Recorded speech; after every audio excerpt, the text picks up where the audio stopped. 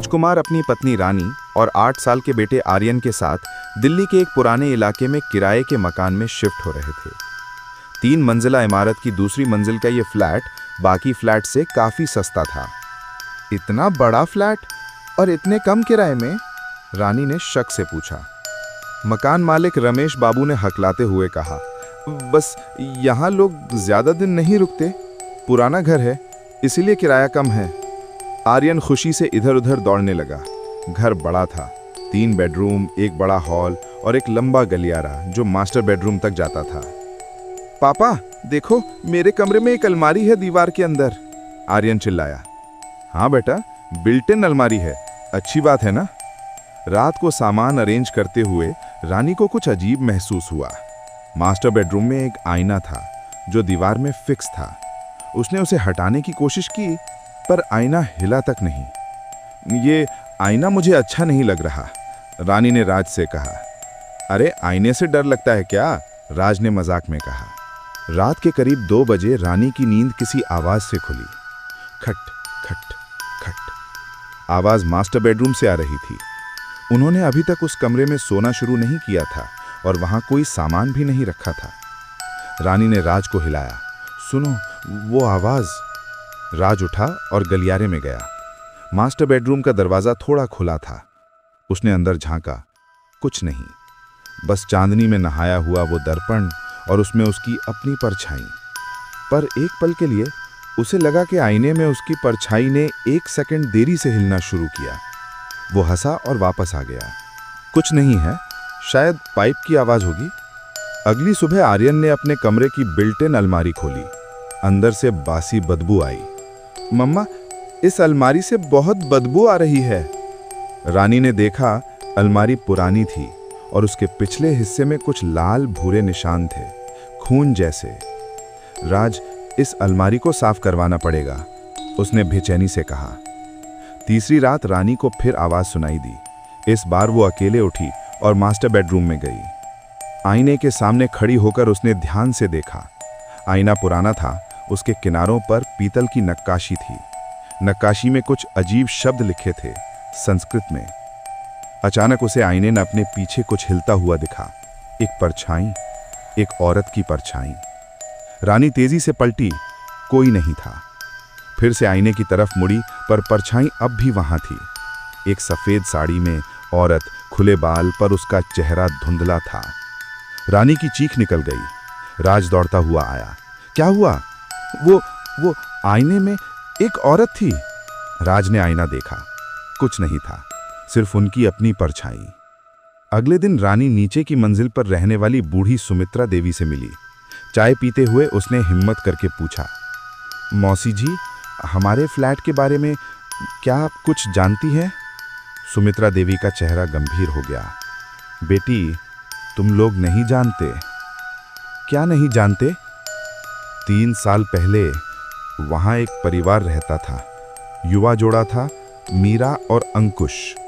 अंकुश को शक की बीमारी थी। उसे लगता था कि मीरा का किसी और से अफेयर है। सुमित्रा देवी रुकी, फिर धीमी आवाज में बोली, एक रात उसने मीरा को मास्टर बेडरूम में मार डाला। उसकी लाश को उस बिल्ट इन अलमारी में छुपा दिया। कई दिनों बाद जब पुलिस आई तो अंकुश पागल हो चुका था।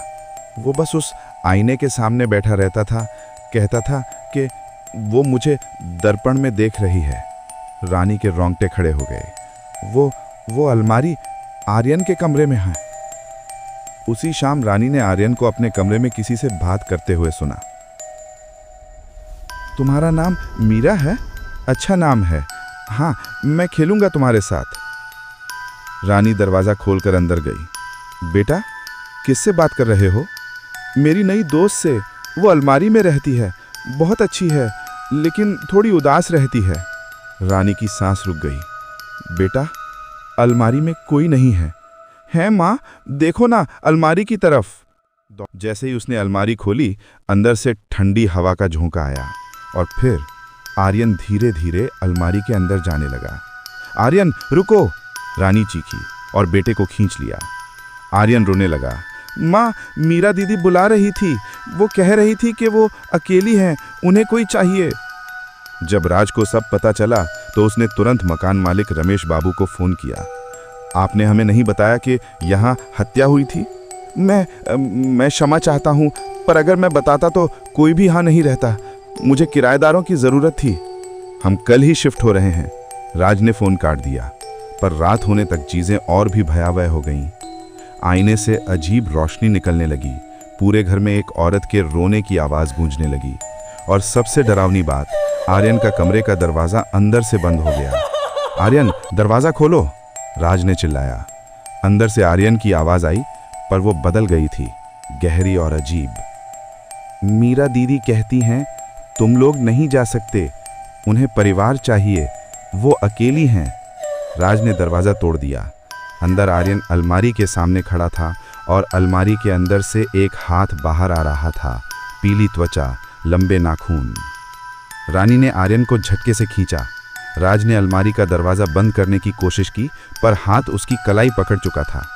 तभी मास्टर बेडरूम से एक तेज़ आवाज़ आई, कांच टूटने की आवाज़। वो तीनों भाग कर गए।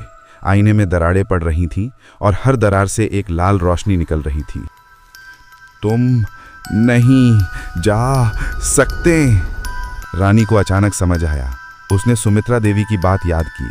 अंकुश हमेशा आईने के सामने बैठता था। राज, आईना तोड़ो जल्दी। राज ने एक कुर्सी उठाई और पूरी ताकत से आईने पर मारी। क्रैश! आईना चकनाचूर हो गया और उसी पल एक भयानक चीख गूंजी।